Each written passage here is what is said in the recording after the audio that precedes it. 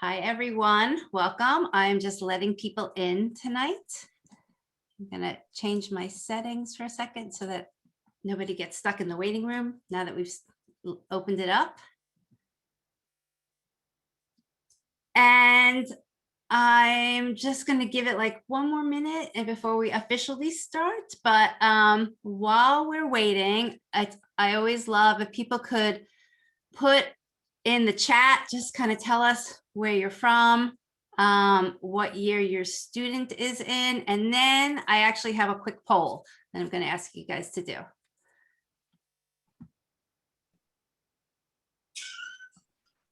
Oh, and I should say, oh no, people aren't still getting in. Okay, I guess I have to manually admit them.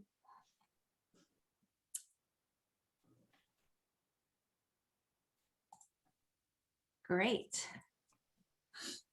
Arizona, Hawaii. Wow, we're getting far. Texas, Iowa, Los Angeles. All over. That's great to see. Nice.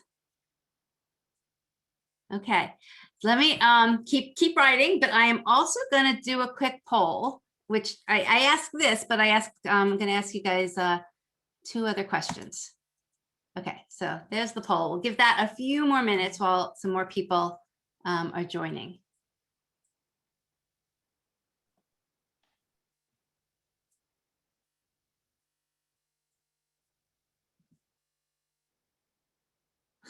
And I'm just going to go through some housekeeping while you guys are answering that. This is recorded. For whatever reason, if you can't stay the whole time, I'm kind of talking to people who aren't even here because I got a lot of messages from people that it's actually a lot of people have graduation tonight, so they couldn't attend, but you'll get a link to the recording tomorrow. And this is run as a meeting. So I only say that because it's great. We love to see people's faces. Just nice, you know, in the virtual world to be able to interact just a little bit face to face. And you've been all come in muted, and if you can stay muted, that's great. But the other reason why I do this as a meeting is if you have a question that you don't want to type, or maybe you need to clarify yourself, go ahead, unmute yourself, kind of says, you know, and say, excuse me, and you can definitely ask your question. So either way is fine, but if you don't have anything to say, it's helpful to keep yourself muted so we don't hear any background noise. Okay, and one last housekeeping, feel free, put your questions in chat, and we will, you know, try and look at them. I might not answer them immediately, but you know, if it relates to what we're talking about, we'll stop, but otherwise we'll try and look at all the questions at the end. Okay, I'm going to give you this 5 more seconds and then we'll shut the poll and then we'll get really started.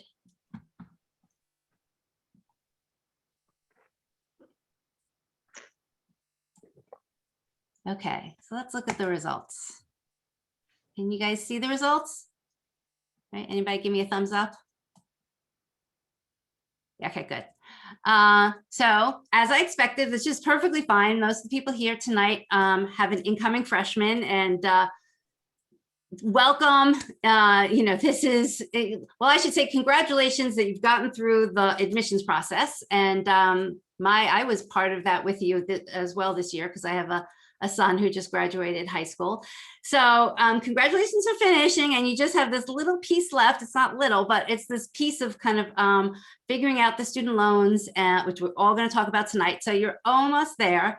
And it's nice to see some other juniors, sophomores, and seniors. And so let's see. I also asked, do you know how much you will need to borrow to pay for college? Great. A fair majority, almost 60% of you do.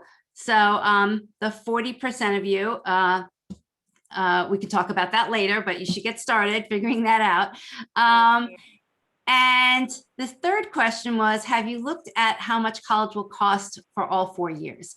And the reason why I put that out is because, and kind of as I can see, a little less than 50% of you have, but you know, a little over 50% have not. And it's really important to look at not just this coming year, which like we're all focused on, but what's this going to cost me over 4 years? Because people don't always look at that number, and then that gets them a little shocked. So, so I'm just planting that as a seed of an idea to start for you guys to look at that. Actually, we might have a whole different session on how you do those calculations, but it's important to do those as part of this whole, loan process. Okay. So we're going to get going. So for those of you who don't know me, but I think I know a lot of you here, I even recognize some names I saw in the roster or the registration. My name is Debbie Schwartz. I founded Road to College and the Paying for College 101 group, and I'm here tonight with Chris Abkarians. Sorry, Chris. Got it. And Chris is the co-founder of a company called Juno, which we're going to talk a little bit more about what Juno does and where they fit into this process. But I'll just give you a little quick description of what Juno is. Juno is a collective bargaining group that negotiates discounts on student loans for free.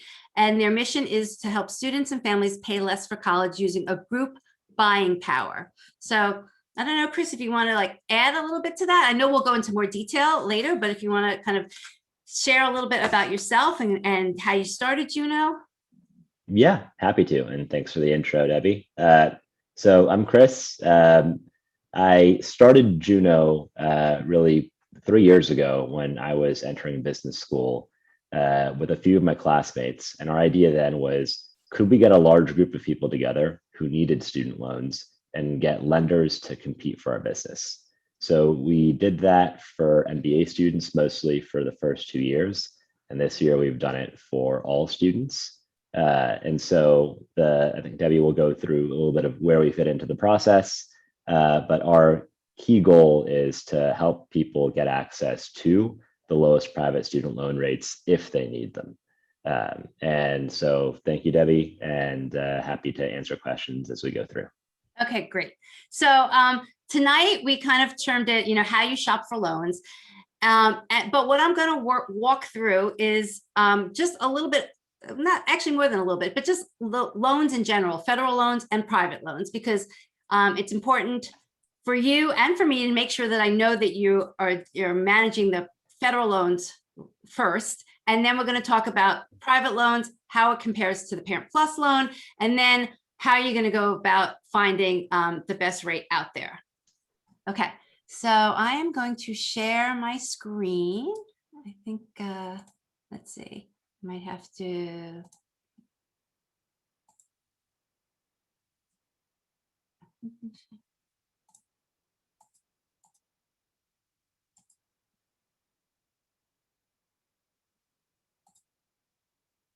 Okay, let me just bring up chat again. And then if anybody or Chris just confirm or somebody give me, make sure that I can see, you guys can see my screen.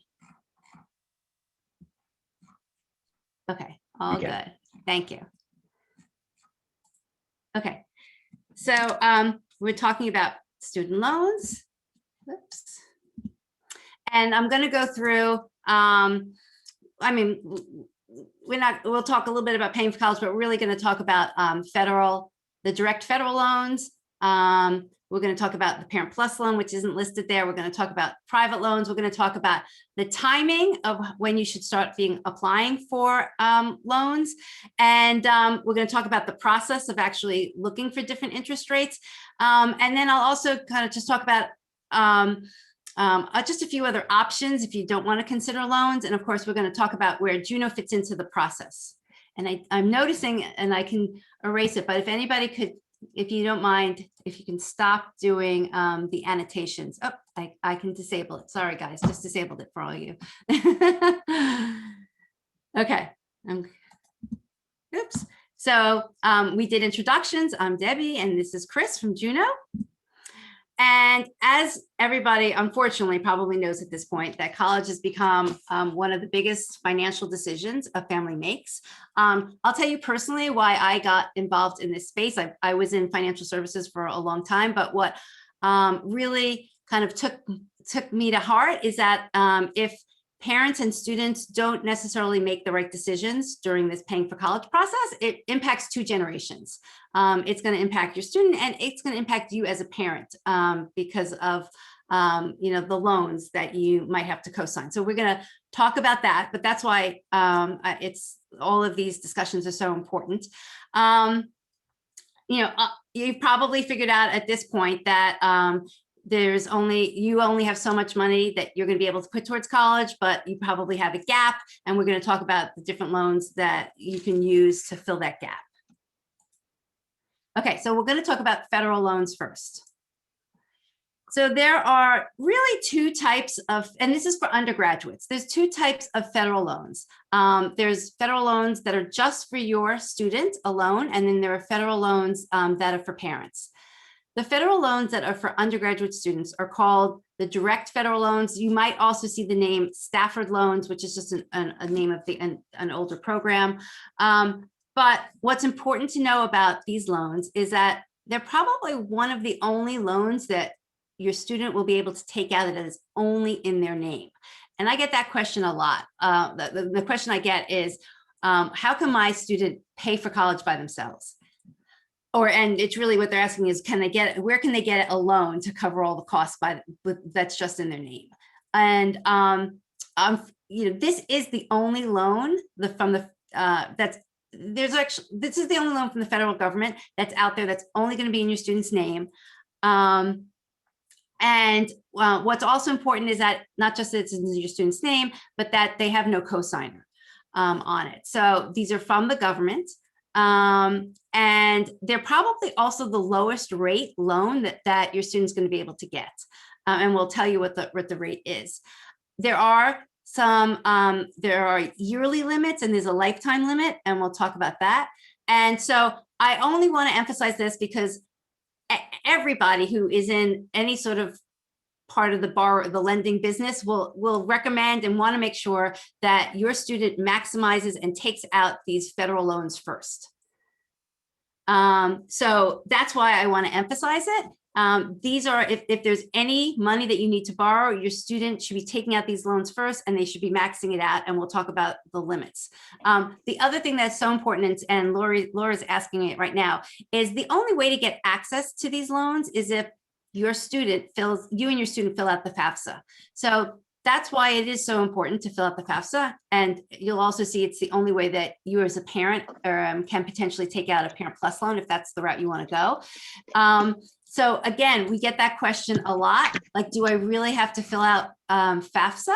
And the answer is that if you want access to the federal loans, yes, you need to fill it out. It's the only way.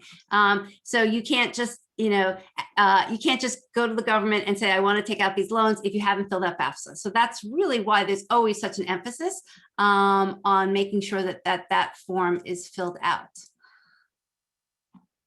Okay, sorry, I want to get my chat back up. So another good question, does it make a difference if you fill out Fafsa in October, or can you do it anytime? You can actually technically do it anytime up until June of the following year. So you have until the end of like the academic year that your student is in school for to fill out Fafsa. So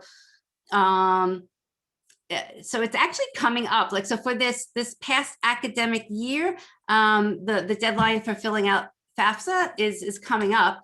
But if you're pointing out, Laura, that there is this rush in October that people feel the need to fill out Fafsa, if you're going to get need-based aid, it is important to fill it out as soon as possible. But if you're not going to get need-based aid, and maybe you want to see how your offers come in, you can wait. And if you haven't filled out Fafsa now, and you realize that you want your student to be able to take out the federal loans, then go ahead and fill it out now. It's perfectly fine.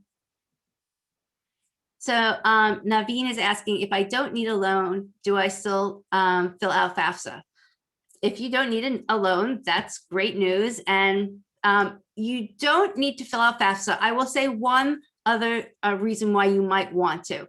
There are some schools, and I don't have a strict list, but there are some schools that really require that students and families fill out FAFSA freshman year to potentially get access to any aid from the school in any of the 4 years. So you don't know, but if you might need aid from the school, not necessarily from the government, but if you need aid from the school, some schools require it that they have a FAFSA on file from freshman year. So is there another way to get a federal loan if you aren't offered very much? I'm assuming you're meaning if you aren't offered very much from the college. We're going to talk about the maximum on these loans, but these are the only federal loans that students can take out. Okay. I want to just explain the origination fee, and because it's going to apply to federal student loans and to Parent Plus loans. Okay, sorry. So these loans, all the federal loans, have what's called an origination fee. You can call it a processing fee, you can call it a disbursement fee, but there is a little additional fee that they tag on in addition to the straight interest rate. This coming year, that origination fee is 1.057%. That's just the origination fee for the federal direct loans that we talked about.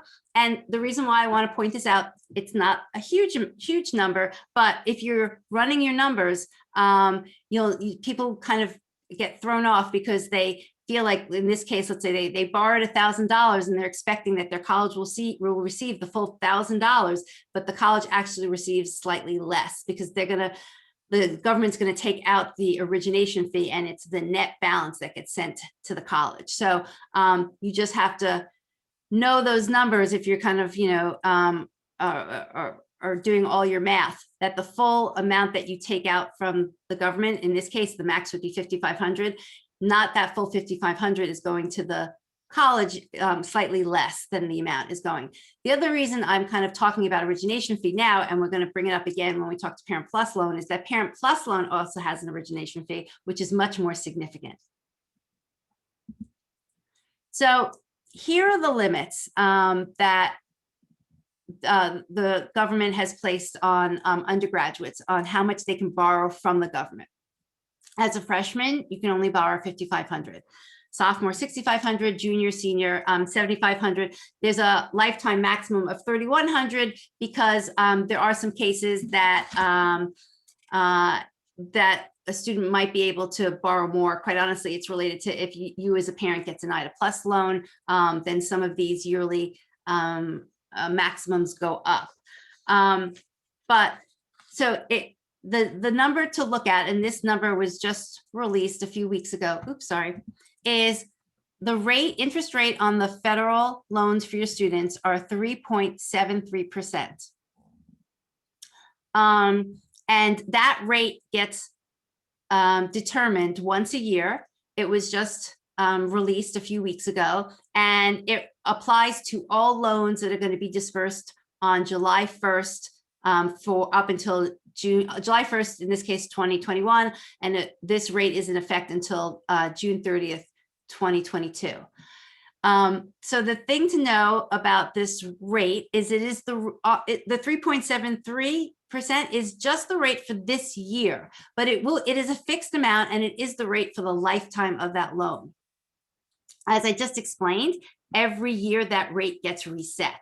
So quite honestly, the rate right before this year, or this past year, I can't remember the exact number, but it was in the twos. It was like 2.6 something. So it did go up.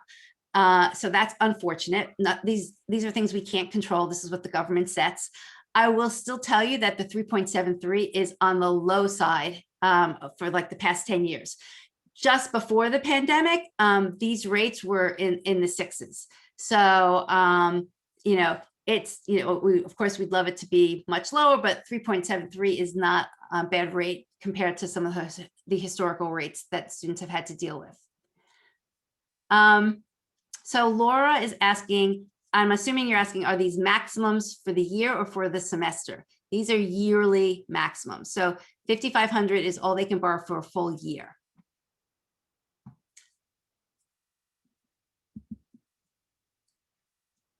So once your student has borrowed the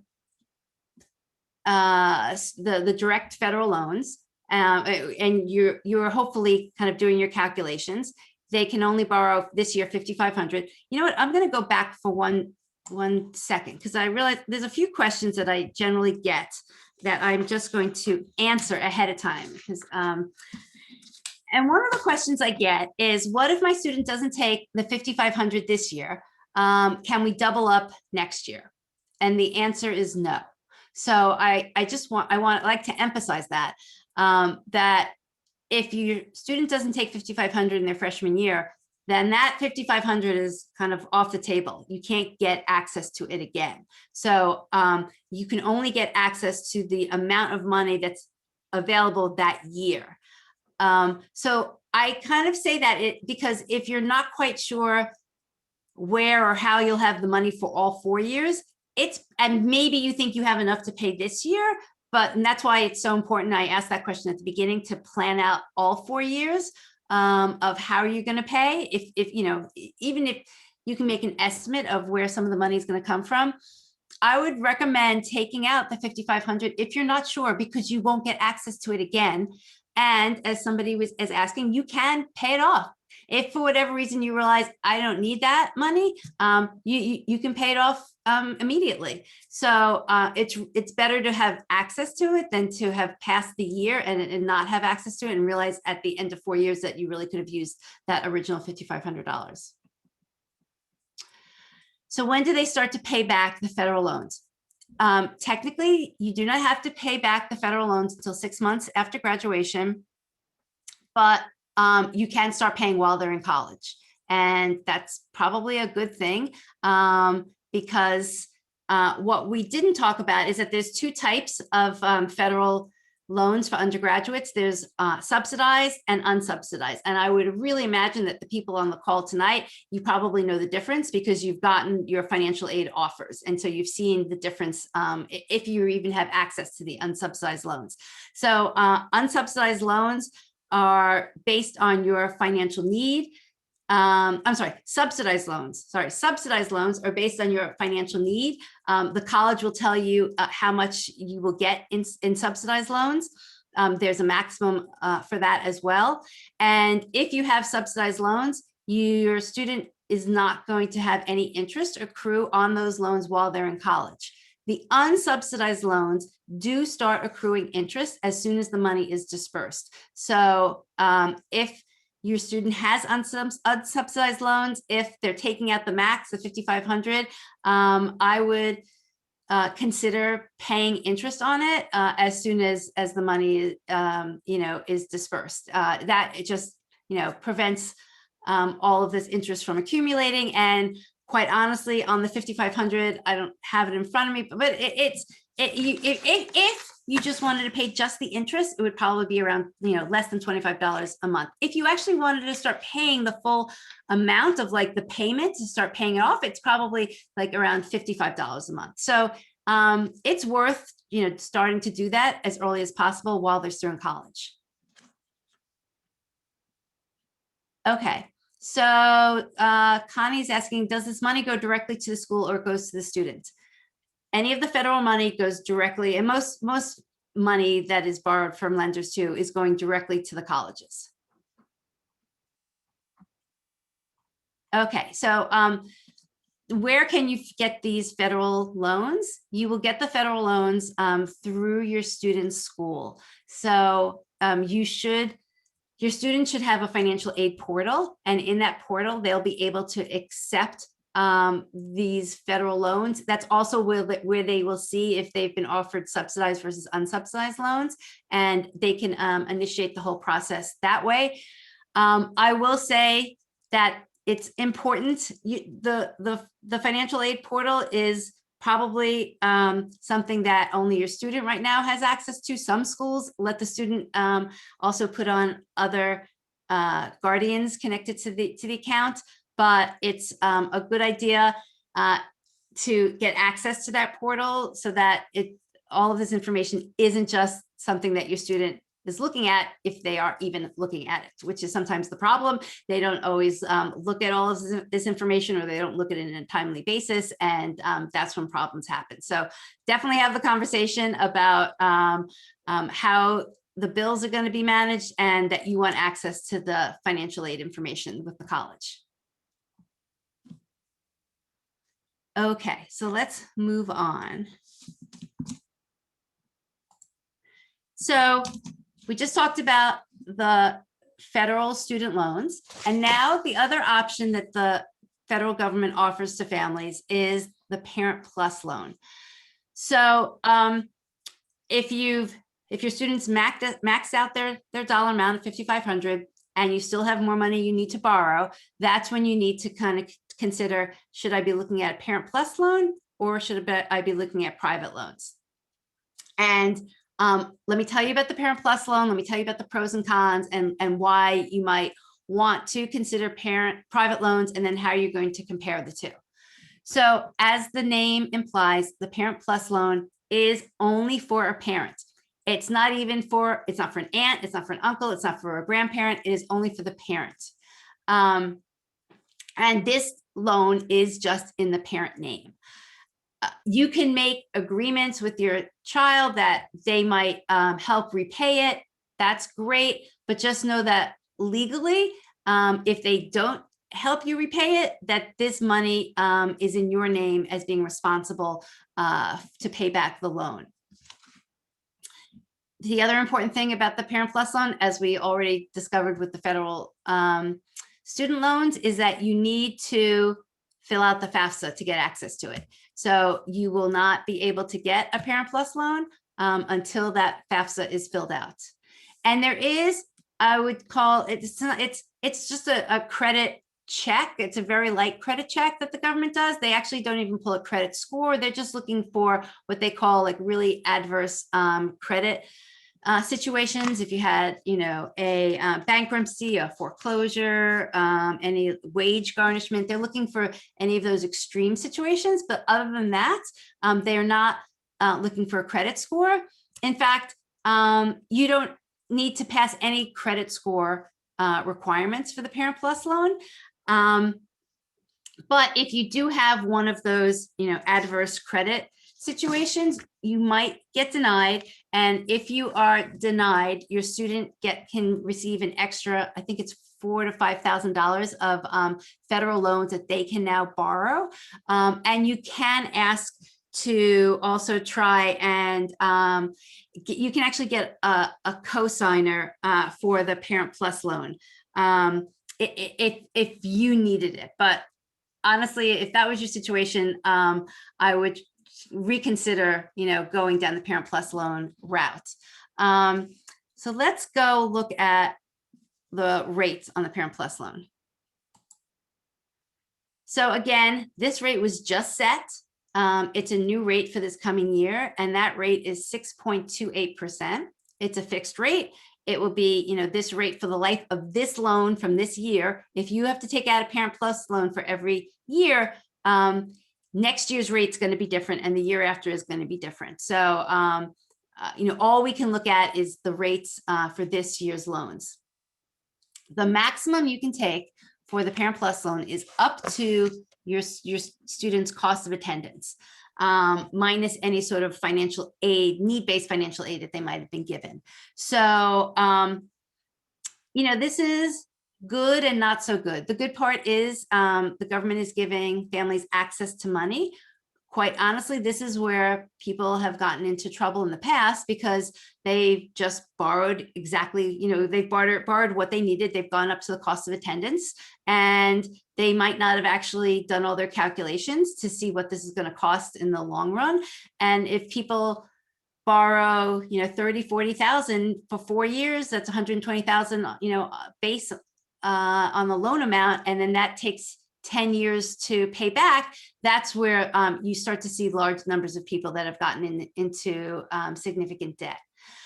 The other thing that's very important to understand about the Parent Plus loan is that there is an origination fee, just like there was with the federal student loan, but this one is much heftier. It's 4.228. And again, that's an origination fee that happens every time you take out this Parent Plus loan. So if you take it out next year, there's going to be an origination fee. This origination fee also changes year to year. It usually stays in around 4 point something, but you're going to be hit with that fee every time you take out the Parent Plus loan. I did a rough calculation to look at if you added in the 4.228% origination fee to the base interest rate of 6.28%, it kind of gets you to a combined rate of about 7%. And so that's the thing that you need to compare against. You're not comparing the Parent Plus loan rate of 6.28%. You want to compare it against what it's going to cost you with the origination fee, which is closer to 7%. So if you just want a quick frame of reference, like I would use that number when we start looking at private loans. So somebody's asking, does the cost of attendance mean tuition, books, room and board, medical insurance? Yes, the cost of tuition is officially set by your school. So it would include all of those costs that you're referring to. It's actually also the number that's going to be on your tuition bill. Unfortunately, it's not the number that was on your financial aid offer, because when schools gave those financial aid offers, the schools hadn't set the new tuition rates for the coming year. So, there could be a 2 or 3% hike, unfortunately. So you should all be really looking at the tuition bill when it comes, and a lot of schools haven't sent it out. My guess is majority of schools will send it out in the next 3 weeks or so.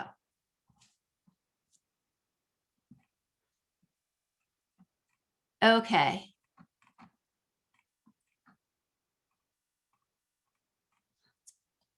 So now you've kind of understood the federal loans. I'm going to just repeat it again because it's so important. You understand that your student's going to max out the federal student loans, the direct student loan program. So for a freshman, it's $5,500. And now you're kind of saying to yourself, should I consider the Parent Plus loan or should I consider private loans? So let me explain to you how private loans work and how they differ than Parent Plus loans. And then you'll have a good idea about which one you might be most interested in. So private loans, they're offered by private lenders, they're offered by banks, some credit unions offer them. We can mention a few names here, but there's actually not a ton of lenders out there, but there's companies like SoFi, College Ave, Common Bond, Earnest. Those are just like, a few off the top of my head, but when you start Googling student loans, you'll quickly see like the same names coming up. And private student loans, most of them are in your student's name, but because most students don't have a credit history, they're not earning income, that these lenders require a cosigner on the private student loans.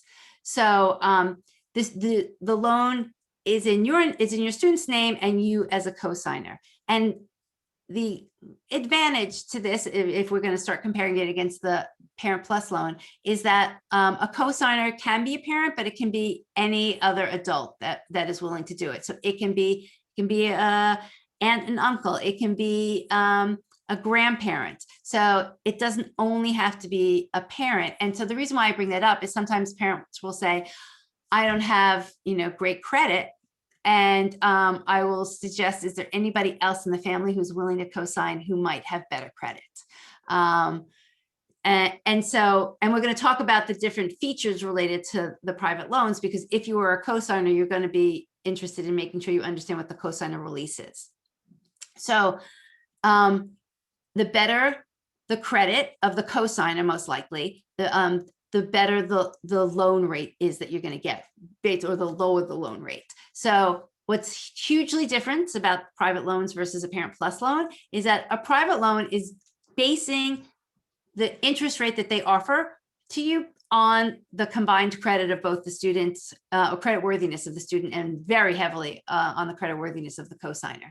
So that's why there's a range of interest rates. The Parent Plus loan, there is one interest rate, regardless of what your credit score is. So for people who have a good credit score, they actually may get a better interest rate if they go to a private lender. If your credit score is not so good, then you might be better off with the Parent Plus loan. So this is where, you have to sit back and say, I actually think I have decent credit. I'm going to see what I can get in the private lending sector, and then compare it against a Parent Plus loan, as well as you're going to compare it against all the different lenders, because different lenders might give you different rates, and we're going to talk about that. I want to say almost all, but I mean, I can't say I've checked them, but I would almost guarantee that all private lenders are not they do not have origination fees. That's something that's really are seeing only in the federal loans. So that's again why the rates on private loans, and depending on your credit score, might be more attractive than the Parent Plus loan, because the Parent Plus loan has that hefty origination fee. So in the private market, there are private student loans. There are also something called private parent loans. These are fairly new, like within the last 5 years. And what a private parent loan is kind of similar to the Parent Plus loan, because it is only in the parent's name. But what's different about it is that because it's from a private lender, they're going to look at your credit score and other things, and they're going to be able to give you a different range of rates. So it's similar to the Parent Plus loan, that only the parent is on the loan, but what is different is that you might get a better rate than compared to the Parent Plus loan. So some of the kind of decisions that families need to make, maybe between a private student loan and a private parent loan, it comes down to who wants to feel responsible for paying back the loan. There's no judgment either way. In fact, quite honestly, private parent loans are much smaller part of business. Most people are getting private student loans where the student's name is on it and the parent is the cosigner. But it is the big decision between the Parent Plus loan and going to a private student loan, because that Parent Plus loan, the student has no financial responsibility to pay it back. On the private student loan, the student will have financial responsibility along with the parent to pay it back. So these are not necessarily decisions related to interest rates. These are now just decisions that are related to who do you want to have the responsibility to pay back the money that you're going to be borrowing for college. So if you're looking in the private loan sector, they have something what they call is a pre-qualification. It's kind of similar if you're familiar, with buying a mortgage. You can get pre-approved. It's not as strict as a pre-approval, but a pre-qualification is that the lender will pull what they call as a soft credit pull on your account, and they will get a sense of they will give you a sense of if you'll be approved, and they'll give you a range of what the interest rate is that you might qualify for. So they're not going to give you an exact interest rate of what you'll ultimately get, but if you see a lot of the advertised interest rates these days, and they're like a pretty broad range, like it could be a variable rate from 1.6% to like maybe 11%, right? That's huge. So if you ask for a pre-qualification, they will give you a more narrow range and say, you'll be likely to pre-approved and you'll get an interest rate that's within this range.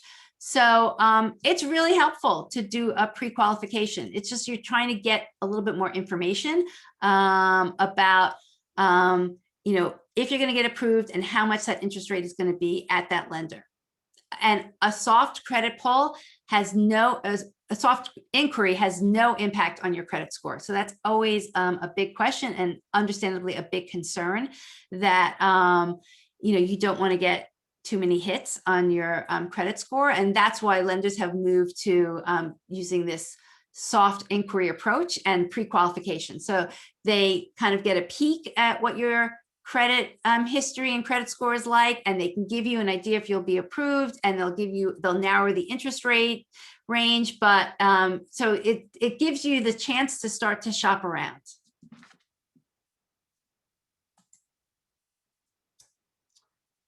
I think we kind of mentioned all this. The other thing is that point number 3 is that some lenders also, besides you would put in, you could test out different people who might be cosigners. So because if people have different, credit histories, so you could look at the pre-qualification tool with, your student and one parent as the cosigner, and see what the range of interest rates are. You could try it with a different potential cosigner. You could try it with a grandparent if you wanted to see. So, different lenders have different tools.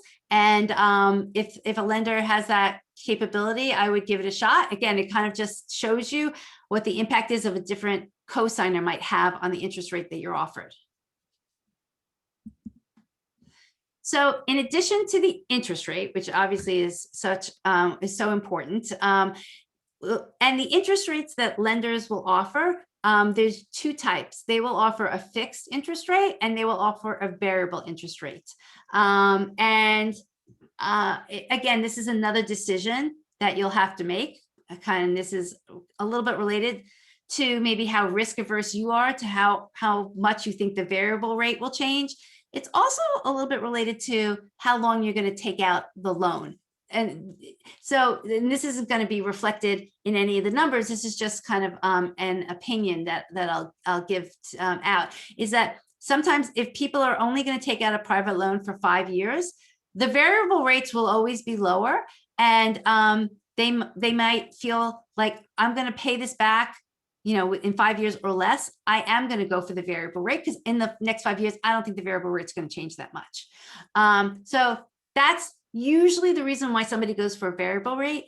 If somebody is unsure how long it's going to take them to pay back the loan, and they are potentially going to take the full amount of time, which is one of the definitions here, the term options, then they'll probably want to be more conservative and stay with the fixed rate.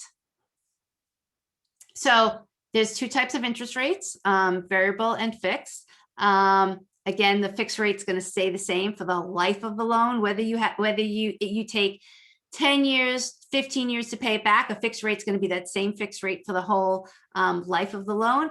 The variable rate will change. And most lenders have the same calculations that they use for the variable rates. I think it's tied. It's a certain number of basis points above LIBOR, and as the LIBOR changes and the variable rate changes.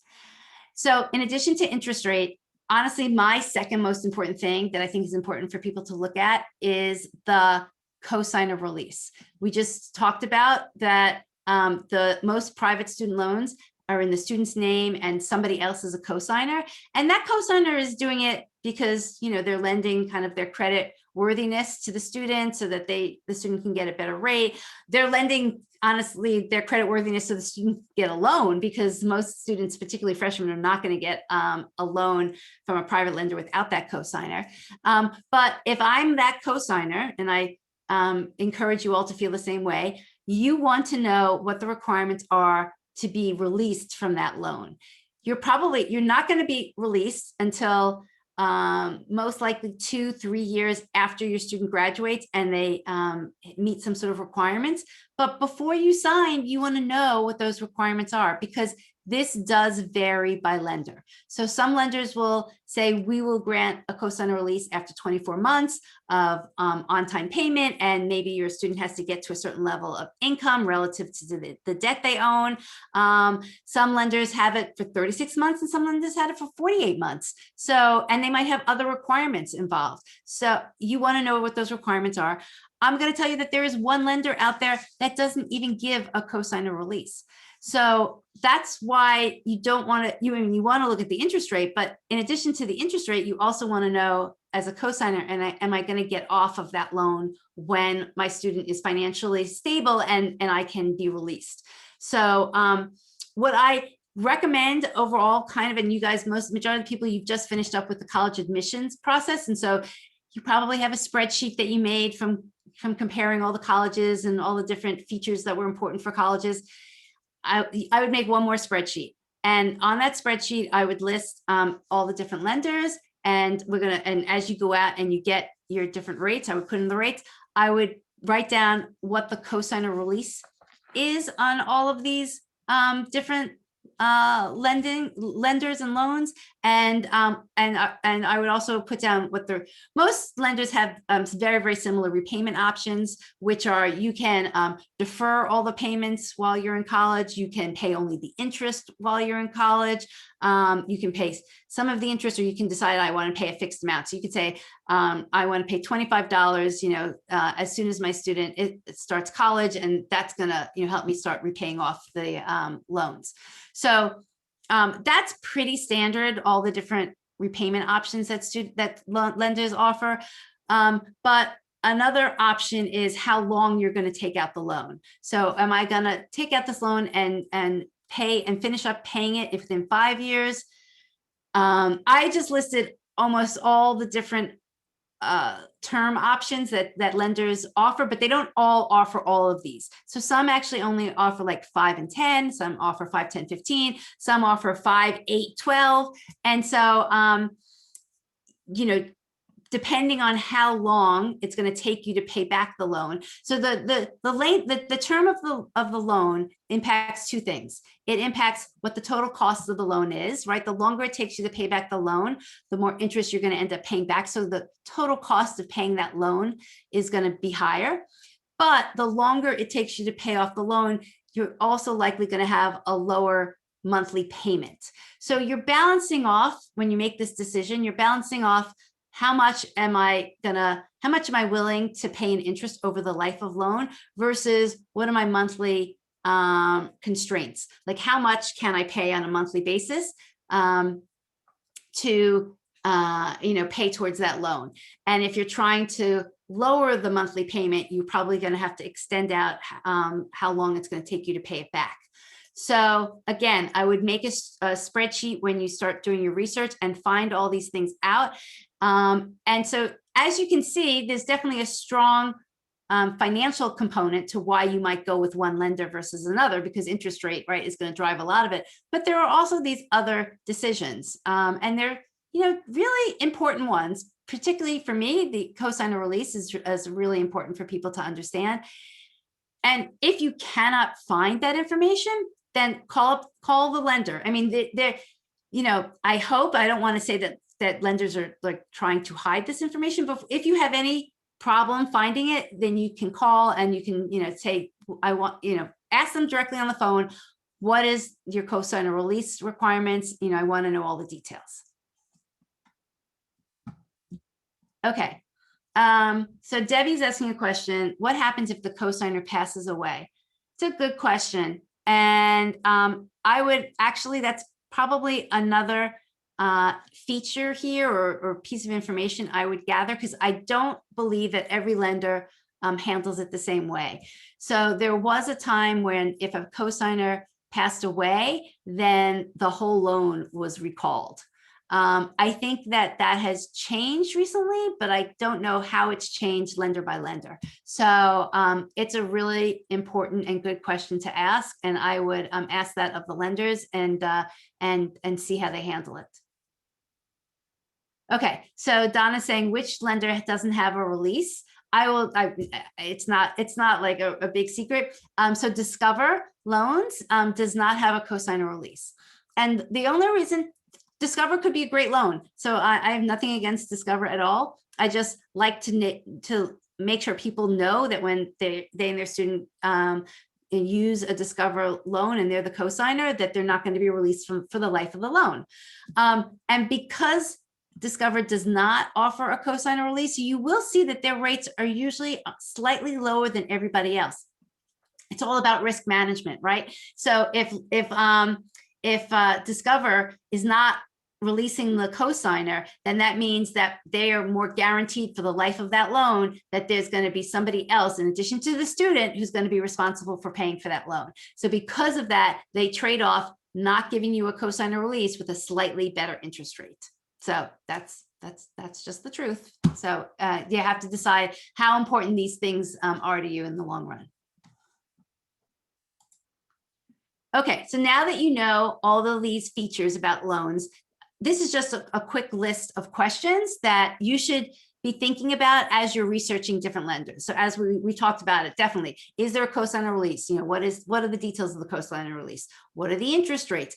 Can I get a discount on the interest rate? If you know, are there different ways to get a discount? So for all the lenders will give you like a 25 basis point discount if you set up automatic payments, because again, that just ensures it kind of reduces their risk. If they know that there's automatic payment that's set up, then they know that money is coming every month. So there's actually, I think most lenders are giving 25 basis points. There is maybe one lender that's giving it even higher because they really want to incentivize that that students and cosigners set up that automatic debits. So I would look into that and just see you know, if you can get a higher discount from one or two of the lenders for doing that. You know, definitely, you know, we talked about the different ways that you can start repayment. Are there prepayment penalties? That I don't really know of many lenders that are doing that these days, but it's worth checking.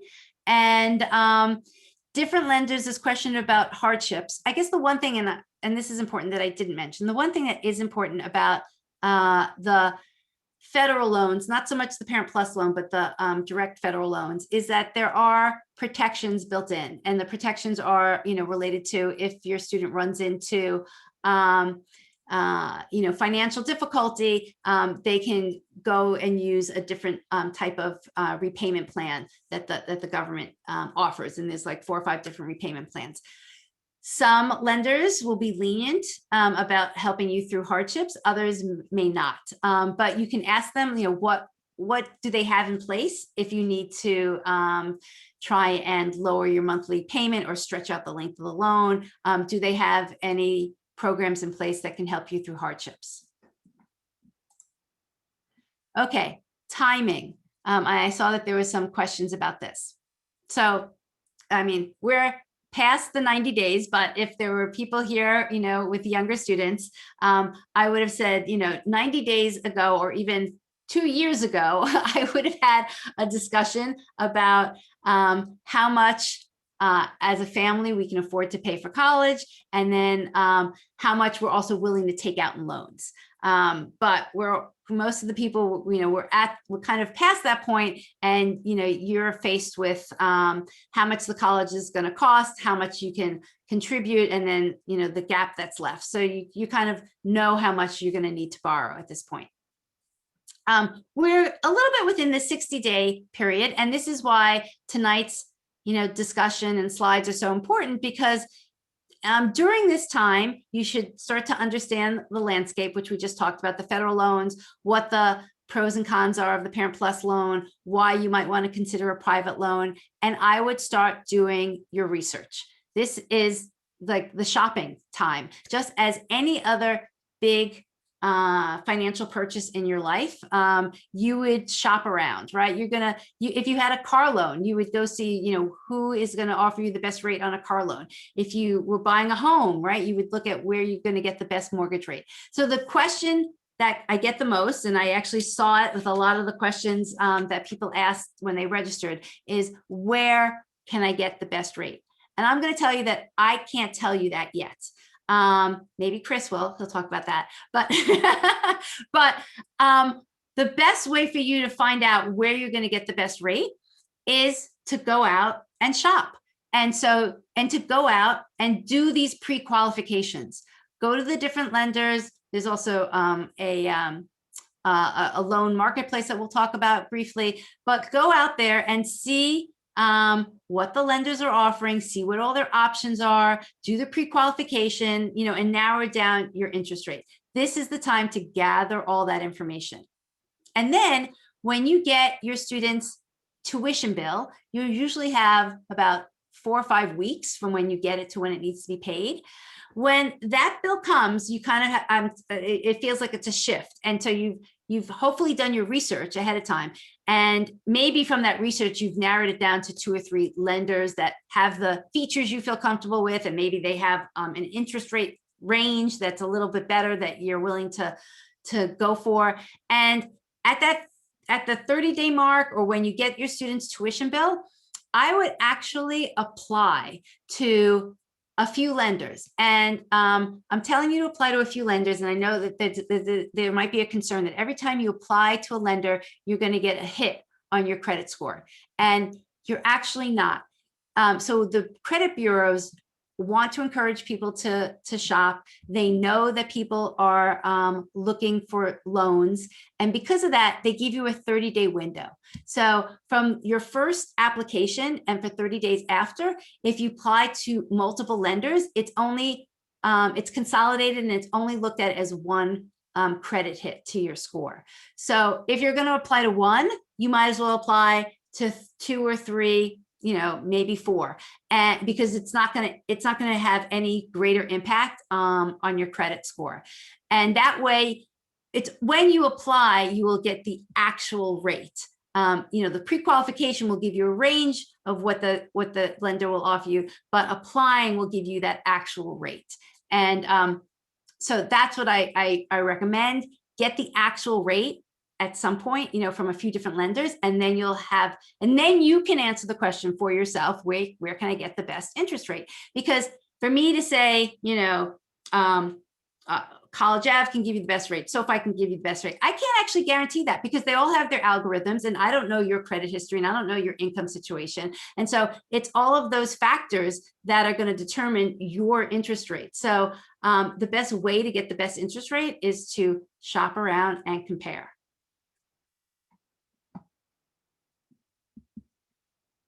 So just some quick tips to sum up what we talked about.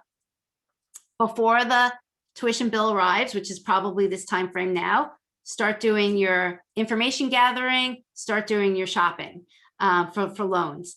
You could do shopping for dorm items too, but that's a different discussion.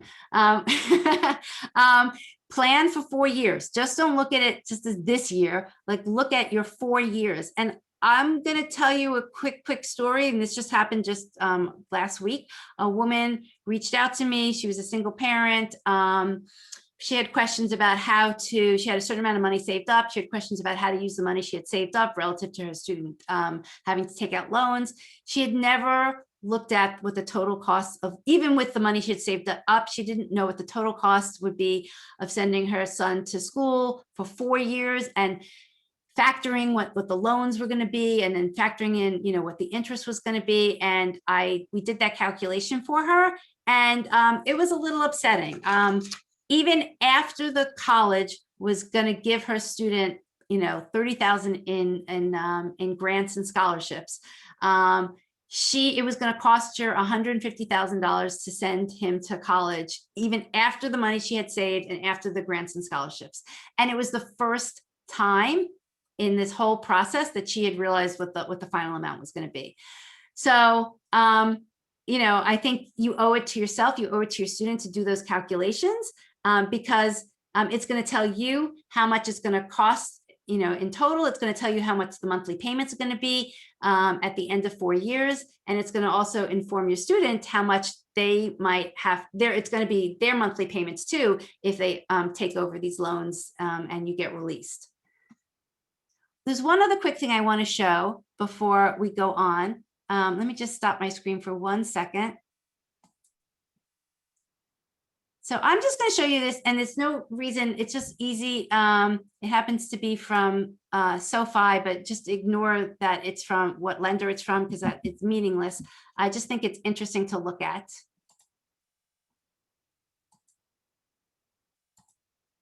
Okay, so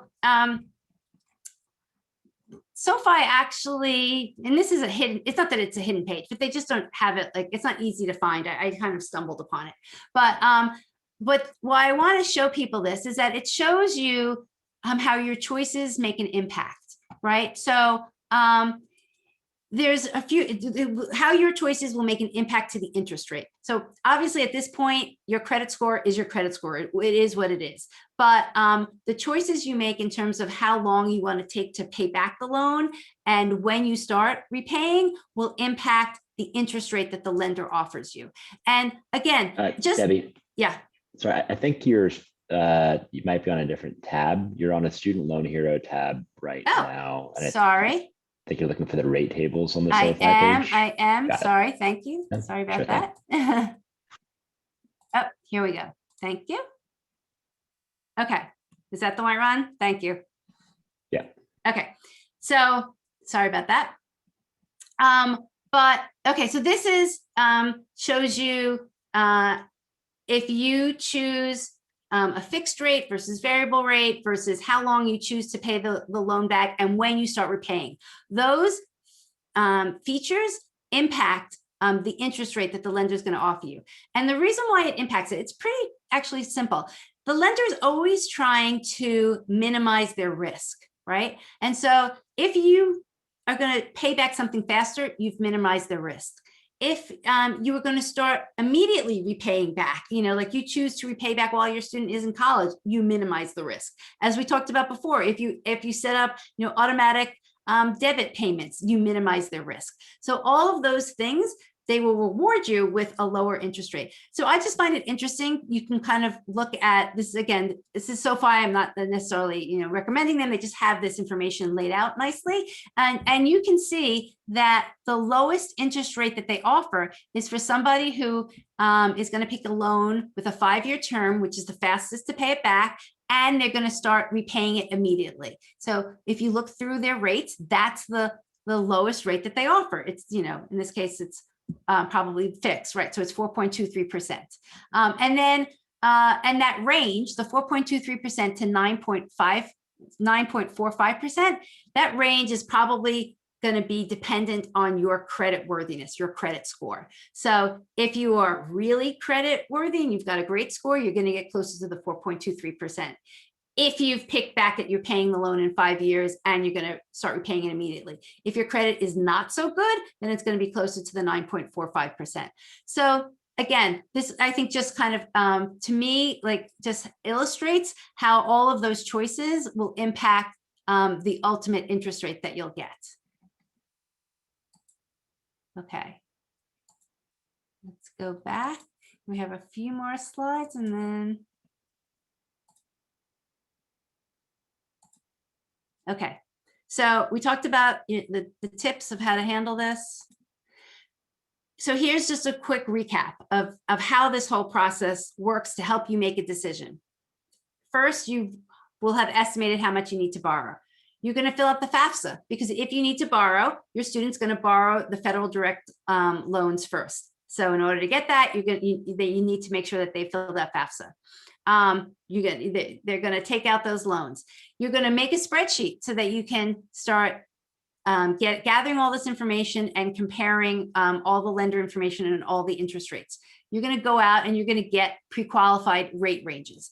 And there you can go to both directly to the lenders, and there is a marketplace called Credible, which you might have heard about. You can go to Credible. They make it easy because you can enter in your information once and you get interest rates back from multiple lenders.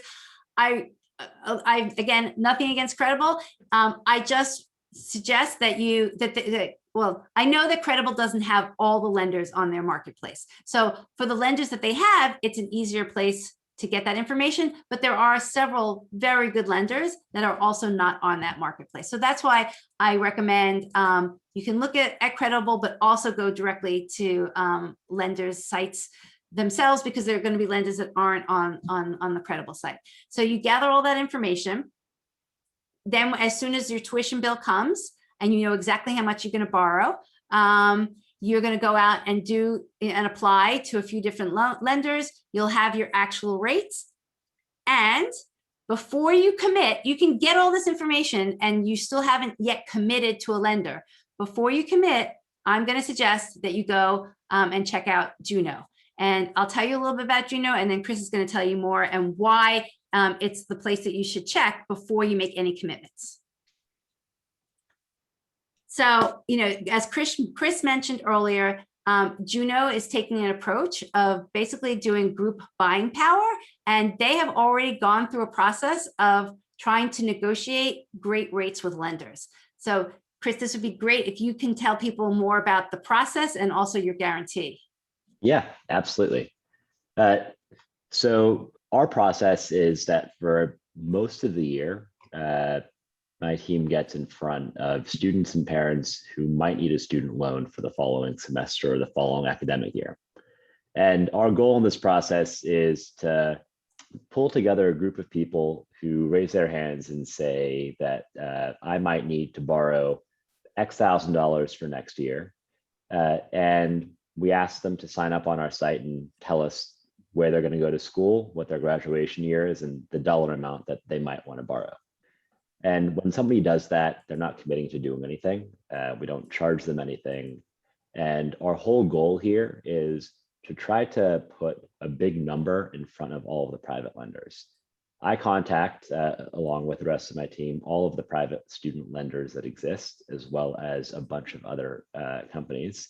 And we ask them if they're willing to give a discount on the rates that they would normally give if we can take a large portion of our group to one lender.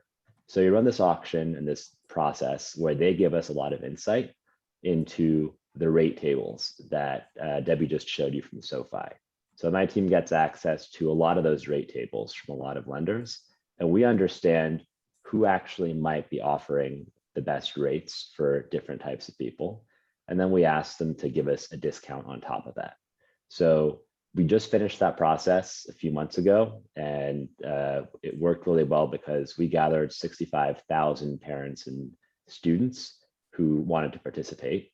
And at the end of that process, we partnered with a lender called Earnest. And if somebody goes to joinjuno.com and makes a profile, they will, in most cases, get access to a link to Earnest. And if you click that link as a Juno member, you'll get lower rates than if you went directly to their website.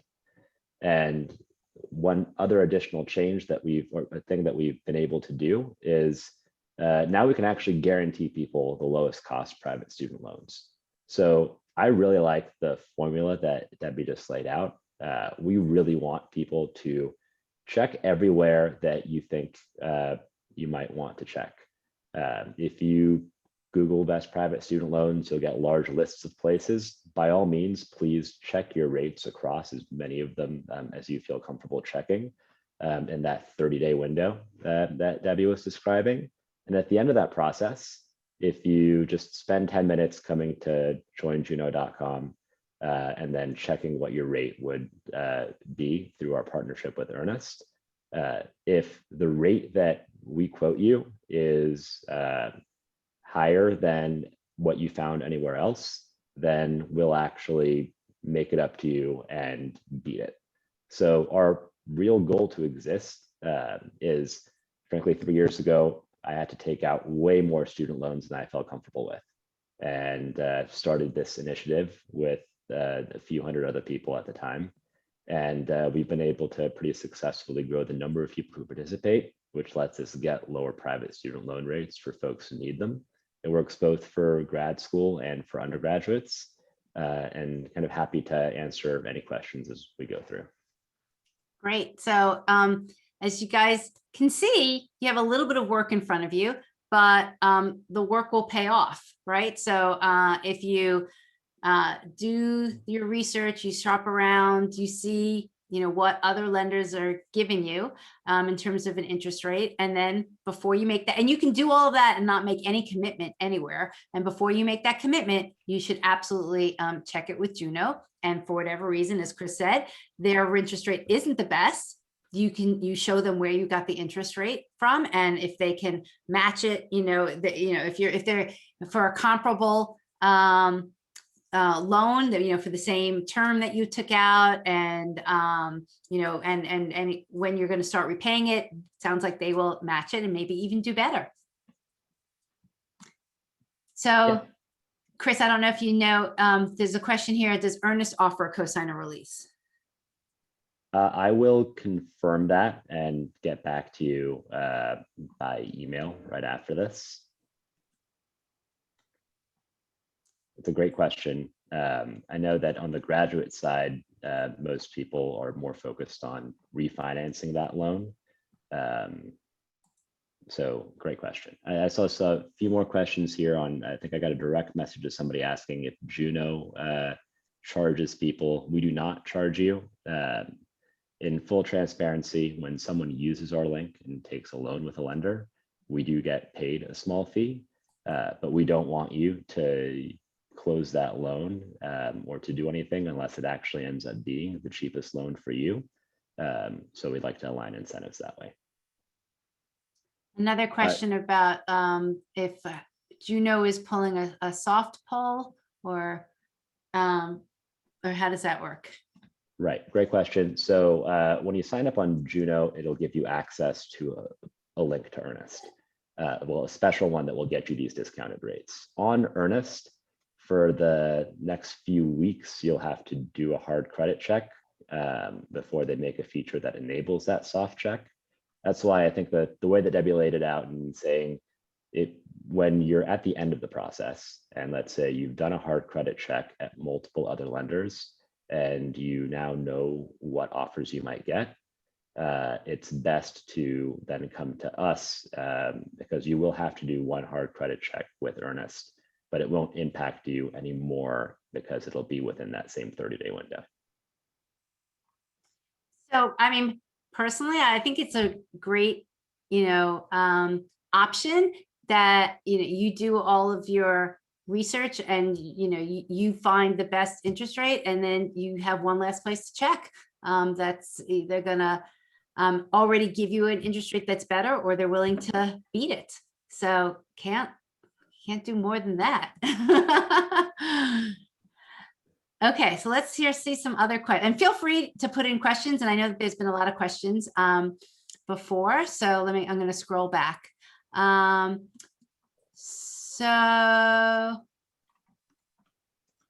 Irma's asking, are loans in the student names? So I would assume, Chris, that Yes. any loan that comes through Juno/Earnest is really, it's the same thing. It's going to be a student in the student's name with a cosigner. Right, exactly. Although I know there were a few questions above in the chat about graduate student loans, and graduate students can, in many cases, get a student loan in their name without a cosigner. Katie has a question about, do I take out a loan for 1 year or for all 4 years? Is it a new loan every year? So it is a new loan every year. There is not a lender who will lend you the money for all 4 years at once.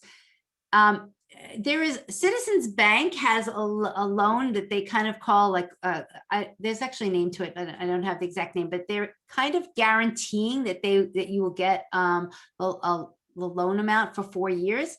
It's a little bit of marketing in that, because they are doing obviously an upfront credit check. They are kind of saying, we will probably give you this for 4 years, but every year is actually still a new loan, and every year they are doing a credit check on you just to confirm. I think what they're trying to show you is that you don't have to go through all the paperwork, but technically these are all separate individual loans that happen on the private side and also happen on the federal side.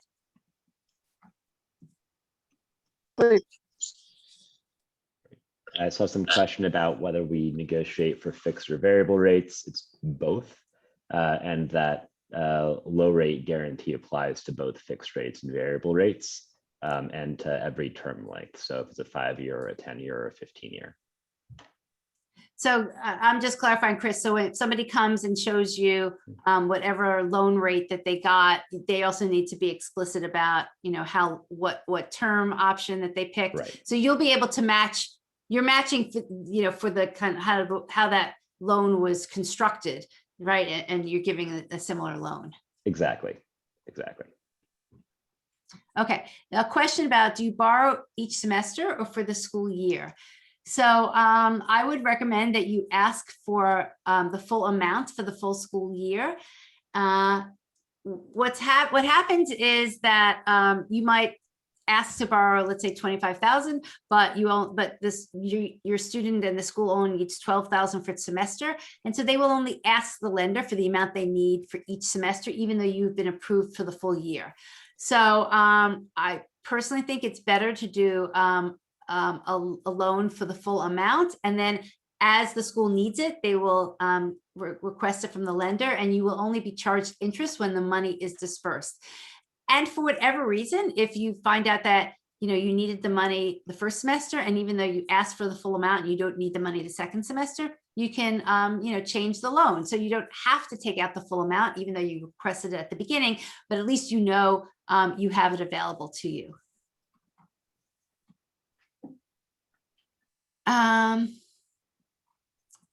So if we get federal unsubsidized loans, where do we go to accept those, and who's the actual lender? So anything to do with the federal direct loans with your student is going to be initiated and handled through the financial aid portal that your student has with the school itself. And then at some point, the government is the actual the lender, and then the government has contracts with servicers who service the loan, and so those are the different people who are managing the loan on behalf of the government.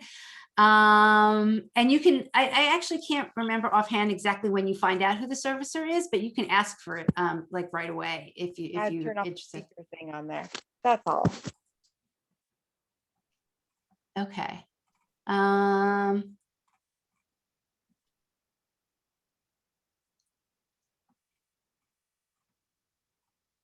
Oh, okay. Somebody's asking, I don't know if you have any different tips, Chris. Somebody's asking for a student entering a 7-year professional program. I guess in those cases, what I would just caution is that just like Parent Plus loans, the Grad Plus loan, which is the federal loan that you can get for grad students, has that 4.2% origination fee. So you'll be paying that 4.2% fee every year for 7 years. And then you'll also be paying that 6% plus rate. So I would just be really cautious, or at least be very diligent about calculating what the total cost of that Grad Plus would be. So Laura was asking, I'm assuming you were asking about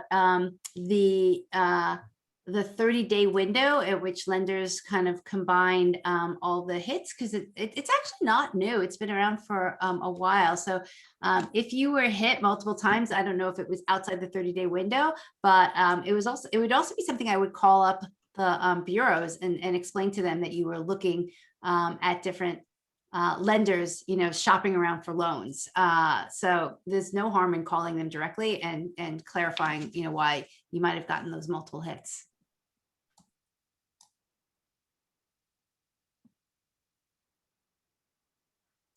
Okay, so Michelle's asking, when will the Fafsa application open for students entering their freshman college year for the fall of 2022? So I have to say, I'm happy that you're here and you listen to this, even though I'm assuming you do not have to take out a loan immediately, but that's kudos to you that you're learning this ahead.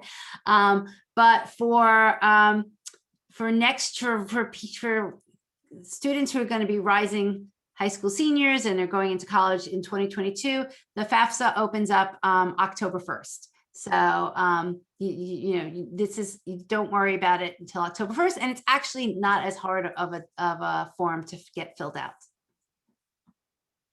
Okay, so Anne Marie's asking about state loans, like the New Jersey class. There's FIA in Pennsylvania. There's MEFA in Massachusetts, and there is probably like official term for what you would call them. They're kind of quasi, they're not really, they're not federal loans. They are like a variation of a private loan, even though they're from the state.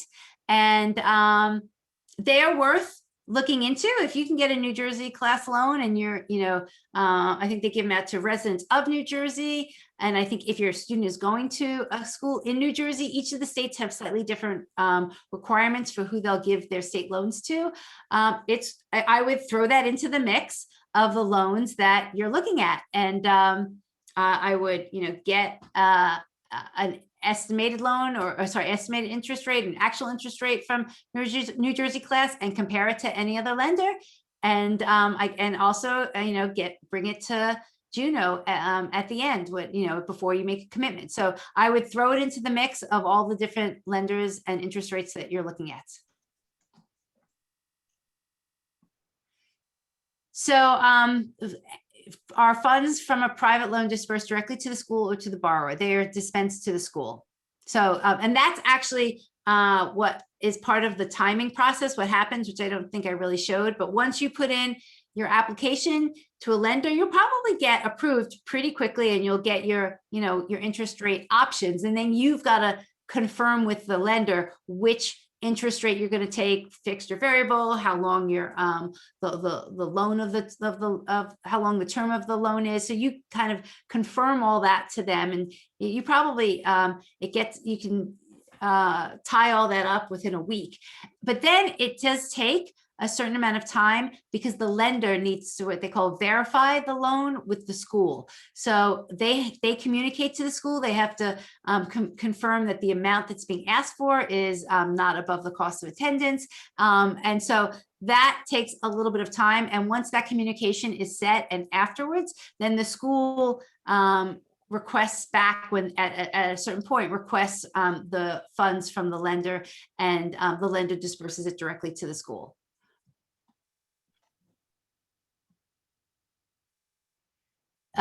So there's, Chris, a question about, does Juno have any plans to offer lenders other than Earnest? That's a great question. So we actually work with most lenders. We choose one lender per negotiation cycle, which is roughly every 12 months, kind of as an exclusive partner for that window. The process is made to get the lenders to compete and to have one of them win. And because one wins, the winner makes up on volume what they lose in terms of the discount that they give to our members.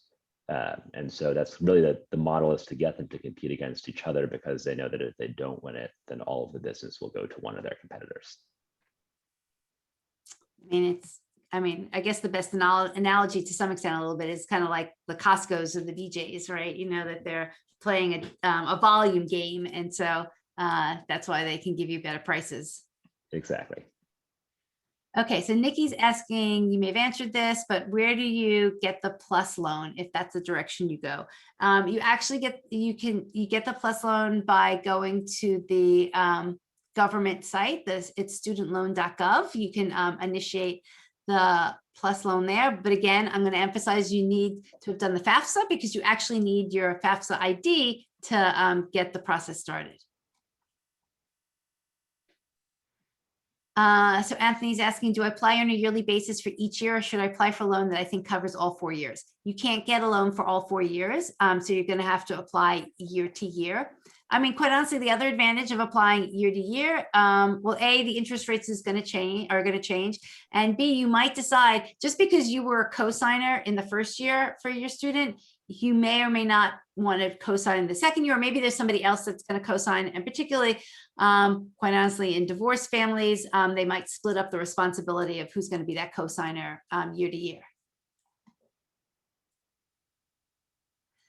So Deborah has a question. If you have a 529 plan and don't need a loan this year, should I apply for a loan anyway? Do you expect rates will go up?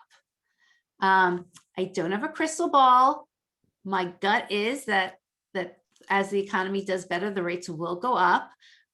In terms of using your 529 money, I really recommend that you kind of look for over the 4 years and see how you want to use the 529 money over the 4 years. So for example, Maybe you use your 529 and it covers the first year, maybe like 2 years of what you can pay, but then you have to take out loans in the third year and the fourth year.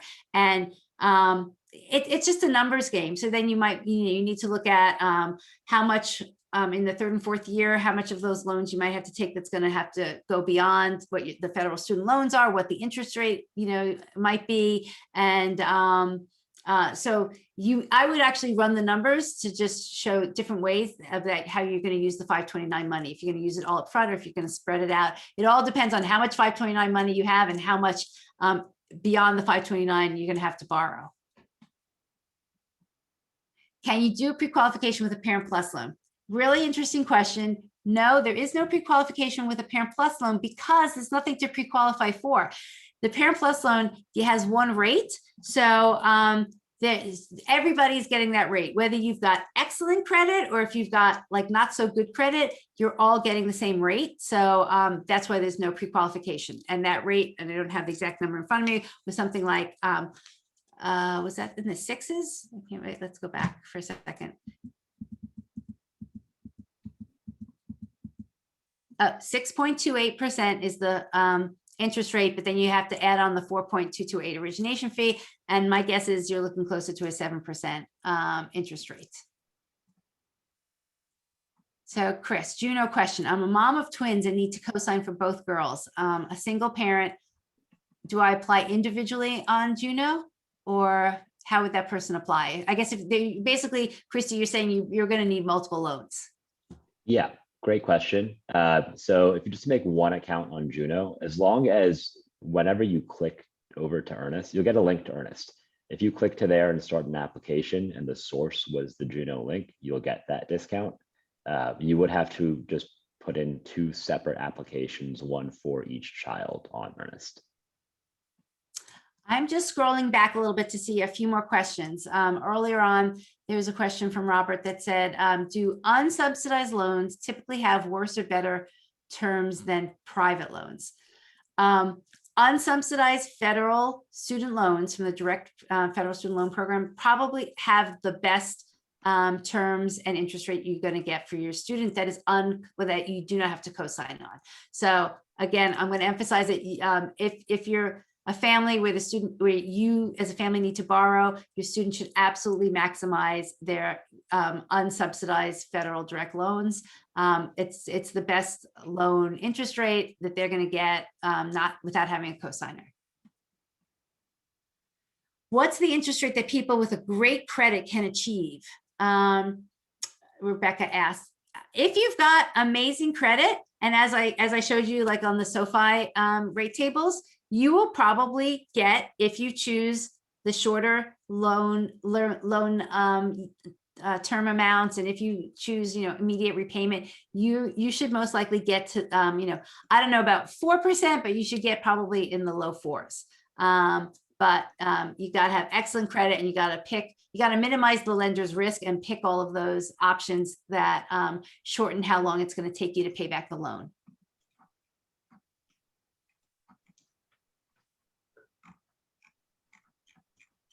Okay. Oh, if a parent not listed on FAFSA, can that parent apply for the Parent Plus loan? Good question. I'm assuming that this is for a divorced family. And I guess I hadn't thought about that, because you do need the FAFSA ID for the parent to fill it out. So let me get back to you about that. I mean, they're going to have filled out a FAFSA but I'm for the divorced parent. Let me just double check and get back to you exactly how they would do that.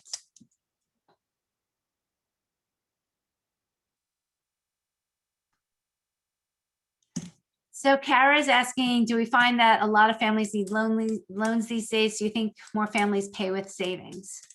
Well, actually, the number of students that take out the federal loans is quite honestly very high. I don't have the exact percentage, but I'm going to say, in the 85 to 90% of students are taking out the federal direct loans. Beyond that, I don't have well, they usually, I'm going to guess a fair number of parents are taking out Parent Plus loans or private loans. I do know that as a percentage, private loans are about 10 or 12% of the number of loans that are out there. But I'm guessing that probably over 50% of parents are taking out loans. So the majority are taking out the Parent Plus loan. But they hopefully have done their research, because just because that many people are taking out the Parent Plus loan doesn't necessarily mean that that's a better loan. It just might be all they know of.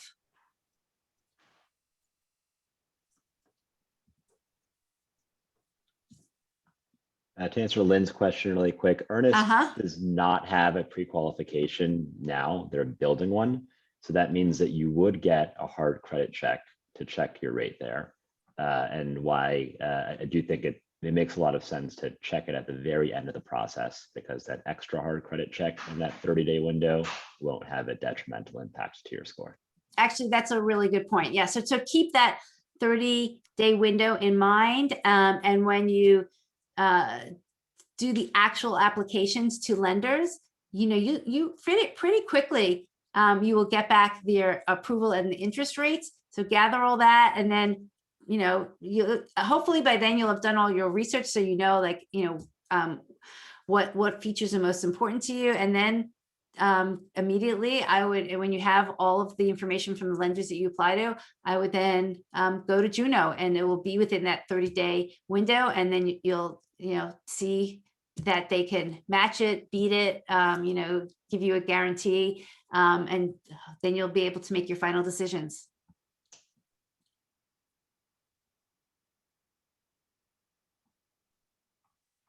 Okay, how about one last question? I don't know, Chris, if you know anything about this, or if this might be an Earnest question about Grand Canyon University, that Christy says that that Earnest is not making loans available for that school. I will double check on that specifically. The school eligibility list for Earnest is all Title IV not-for-profits right now. So it's about 2,000 schools in the US and about 110 schools outside of the US. But I can check on Grand Canyon specifically. Okay, have a last question, and I'm going to relate it to Juno. So let's scroll by. Nikki is asking, is there a time frame that the Plus loan stops offering the loan? And actually there is not. I mean, there is not. It kind of relates to the FAFSA. So if you realize that you're not going to use any loan now, that's fine. And then maybe in January, you realize that you are going to take out a loan, and you go through this process and you decide whether or not you're going to take out the Parent Plus loan or a private loan, so you can make that decision at any time during the year. But Chris, I didn't ask, like, how long is this, how long is the guarantee available, and kind of at what point can people still come to Juno and say, I researched other loans, what does Juno have available? Yeah, that's a great question. So for us, this is available for the next year at the very least. And we'll be running this process again next year and try to do the same exact process. If somebody needs a private student loan, you can actually apply for it at any time during the academic year. So if your school has a tuition deadline for the fall, I'd say they'll typically tell you to apply 30 to 60 days before in order to be able to get funds dispersed in time. That is true, but I will also say that the vast majority of people get approved within 48 hours. And right. So even if it was, let's say, 2 weeks before, it would still be largely fine. And let's say you used some savings for the first semester and found, let's say in January or February, that you actually might need a little bit of extra money, you can still apply for a new loan at that time. And so can they still come to Juno and and see what your guys' rates are compared to what they find from other lenders at that point? Yes, exactly. Okay, perfect. Well, thanks, Chris, for sharing the information about Juno. Thanks, everybody, for showing up. We will send an email tomorrow with a link to this if you want to watch it again. And we'll also send some more information about how you go through this process and how you can go to Juno and check them out before you make any commitments. And feel free to send any questions that you have. This is traditionally what they call loan season. So I know a lot of people are going through all of these discussions and decisions right now. So feel free to reach out if you have any questions, and we hope the summer goes well. Okay. Thank you. Take care. Bye.